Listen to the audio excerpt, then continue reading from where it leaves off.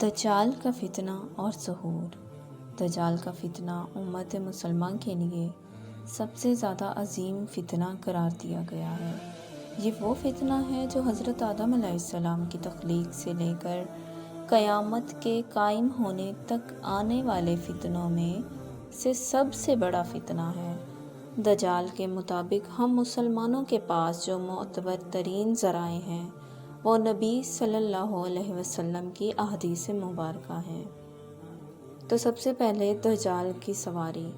احادیث کی کتابوں میں صحابہ کرام رضوان اللہ علیہ اجمعین سے دجال کی مخصوص سواری کے مطابق روایت کی گئی ہے، جس کا مجموعہ یہ ہے کہ دجال ایک چمکدار گدھے پر سوار ہو کر نکلے گا، جس کے دونوں کانوں کا درمیانی فاصلہ 40 ہاتھوں کے برابر ہوگا۔ دجال اس گدھے پر سوار ہو کر سمندر میں اس طرح داخل ہوگا جیسے گھڑ سوار اپنے گھوڑے پر سوار ہو کر ایک دم ندی میں داخل ہو جاتا ہے۔ تو دجال کا ظہور یہ وہ وقت ہوگا جب لوگوں کی ایمانی حالت بہت کمزور ہو چکی ہوگی۔ دجال دنیا میں 40 دن گھومے گا پھرے گا، اور ان 40 دنوں میں ایک مہینہ ایک سال کے برابر ہوگا، اور ایک دن ایک مہینے کے برابر، جبکہ ایک دن ایک ہفتے کے برابر ہوگا، جبکہ بقیہ ایام معمول کے مطابق ہوں گے۔ اور دجال کی رفتار، دجال کے لیے زمین سمٹ دی جائے گی، یعنی وہ بہت تیز رفتار سے سفر کرے گا اور سورج کے غروب ہونے کے مقام پر اس سے پہلے پہنچ جایا کرے گا۔ سمندر کا پانی اس کے ٹخنوں تک پہنچے گا۔ دجال کے پاس 70,000 کی فوج ہوگی، جس کے اوپر سبز رنگ کی چادریں ہوں گی، یہاں تک کہ وہ ابو المراق کے ٹیلے پر آ کر ٹھہر جائے گا اور خدائی کا دعویٰ پھر وہ ایسی بلند آواز سے دے کر سب کو بلائے گا کہ اس کی زمین و آسمان کے درمیان ساری مخلوق سن لے گی۔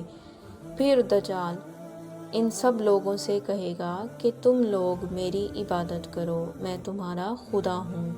اس موقع پر رسول اللہ صلی اللہ علیہ وسلم نے فرمایا کہ تمہیں پتہ ہو کہ تمہارا رب ایک آنکھ والا نہیں ہو سکتا، بھلا وہ رب جو دوسروں کو آنکھیں دیتا ہے وہ خود کیسے بینائی سے محروم رہ سکتا ہے۔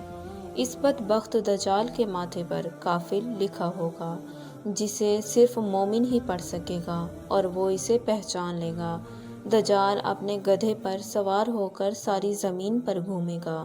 زمین کا کوئی حصہ، چاہے وہ پہاڑ ہو، میدانی ہو یا صحرائی ہو، کوئی علاقہ ایسا نہیں بچے گا کہ جہاں وہ نہیں جا پائے گا، سوائے مکہ مکرمہ اور مدینہ منورہ کے، کیونکہ اللہ تعالیٰ ان دونوں جگہوں کی حفاظت خود فرشتوں کے ذریعے فرمایا کریں گے۔